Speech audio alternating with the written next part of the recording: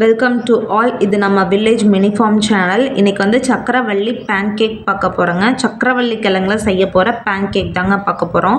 ரொம்ப டேஸ்டியாக இருக்குங்க. இதில் வந்து நார்ச்சத்து நிறைந்தது. குழந்தைங்களுக்கு கொடுக்கலாம். மோஷன் ப்ராப்ளம்ஸ்லாம் கிளியர் பண்ணி கொடுக்கும். வெயிட் கெயினுக்கும் யூஸ் ஆகும். வாங்க அந்த ரெசிபி எப்படி செய்கிறதுன்னு இன்றைக்கி நம்ம பார்ப்போம். ஃபஸ்ட்டு சக்கரவள்ளி கிழங்கு எடுத்துக்கணுங்க. அதை வந்து நல்லா க்ளீனாக வாஷ் பண்ணிக்கணும். அது மேலே மண் இருக்குங்க. அதனால் நல்லா க்ளீனாக வாஷ் பண்ணிவிட்டு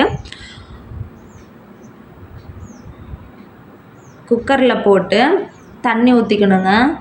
குக்கரில் வைக்கலாங்க. குக்கரில் வச்சு நம்ம ஒரு 2 விசில் விட்டால் போதுங்க. அதிகமாக ஒன்றும் தேவையில்ல. 2 விசில் விட்டால் போதும். நல்லா வெந்துருங்க. 2 விசில் விட்டால் போதும். நெக்ஸ்ட்டு இப்போது நல்லா 2 விசில் வந்துடுச்சுங்க. நல்லா வெந்திருக்குன்னு நினைக்கிறேன். அப்படி டவுட்டாக இருந்தால் நம்ம ஒரு மைஹோதி வச்சு டெஸ்ட் பண்ணிக்கலாங்க. நல்லா வெந்துருச்சு. இப்போ வந்து அதை ஒரு தனியாக ஒரு பிளேட்டுக்கு மாற்றிடலாங்க. பிளேட்டுக்கு தண்ணியிலே ரொம்ப நேரம் இருக்கக்கூடாது. பிளேட்டில் மாற்றி வச்சிடலாங்க. மாற்றியாச்சு.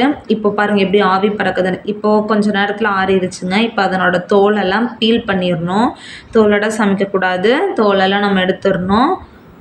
அதெல்லாம் தோலெல்லாம் ரிமூவ் பண்ணிவிட்டு இப்போ வந்து பேன்கேக் செய்கிறதுக்கு ஃபஸ்ட்டு சக்கரவள்ளி கிழங்க மிக்சியில் போட்டுக்கணுங்க.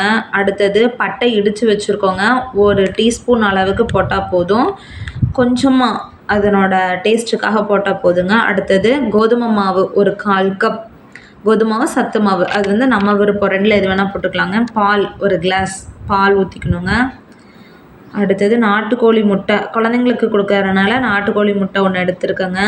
நாட்டுக்கோழி முட்டை போட்டால் முட்டைக்கே நல்லா புசு புசுன்னு வருங்க. நல்லாயிருக்கும்.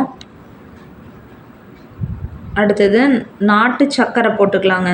குழந்தைங்களுக்கு கொடுக்குறனால நாட்டு சர்க்கரை 2 ஸ்பூன். குழந்தைங்க பெரியவங்க எல்லாருமே சாப்பிட்லாங்க.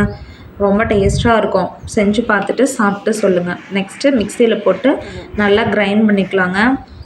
சீக்கிரம் அரைஞ்சிரும். இது வந்து கெட்டியாக இருக்குங்க. நம்ம வேணும்னா தண்ணி கூட கொஞ்சம் ஊற்றிக்கலாம். ஏன்னா தோசை மாவு பதத்துக்கு இருந்தால் தான் நம்ம தோசைக்கல்லில் ஊற்ற முடியுங்க. பேன் கேக் மாதிரி வரும். கெட்டியாக இருந்ததுன்னா அது வந்து நல்லா இருக்காதுங்க. இப்போ வந்து தனியாக ஒரு பவுலில் அதை வந்து மாற்றி வச்சுக்கலாங்க. மாற்றி வச்சாச்சு. தோசை மாவு பதத்துக்கு இந்த மாதிரி இருக்கணுங்க. இப்போது அடுப்பை பற்ற வச்சுக்கலாங்க. தோசைக்கல் வச்சு அடுப்பத்தை வச்சாச்சுங்க. அடுப்பு லோ ஃப்ளேமில் இருக்கட்டும். இப்போது நெய் ஊற்றிக்கலாங்க. 1 ஸ்பூன் நெய். அது நல்லா மெல்ட் ஆனதுக்கப்புறம் இந்த அரைச்சி வச்ச மாவை வந்து ஒரு 2 கரண்டி, சின்ன கரண்டி எடுத்துக்கோங்க. அப்போ தான் அதனோட ஷேப் வந்து சின்னதாக வருங்க. எல்லாம் பெருசாக தோசை மாதிரி ஆயிரும். அப்படியே தேய்ச்சி விட்டுக்கணுங்க. தோசை மாதிரி தேய்க்க முடியாதுங்க. கரண்டியோடு அப்படியே ஒட்டிட்டு வந்துடும் கோதுமை மாவு போட்டிருக்கனால. இப்போது கொஞ்சம் நேரத்தில் வெந்துருங்க. ஏன்னா லோ ஃப்ளேமில் தான் இருக்கணும். கோதுமை மாவு போட்டிருக்கனால தீஞ்சிரும். பாருங்கள் புசு புசுன்னு வருதுங்களா. இப்போ வந்து திருப்பி போட்டுக்கலாங்க.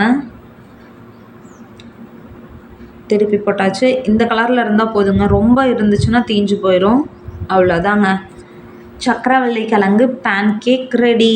எல்லோரும் செஞ்சு பார்த்துட்டு கமெண்ட் பண்ணுங்கள். Thank you so much.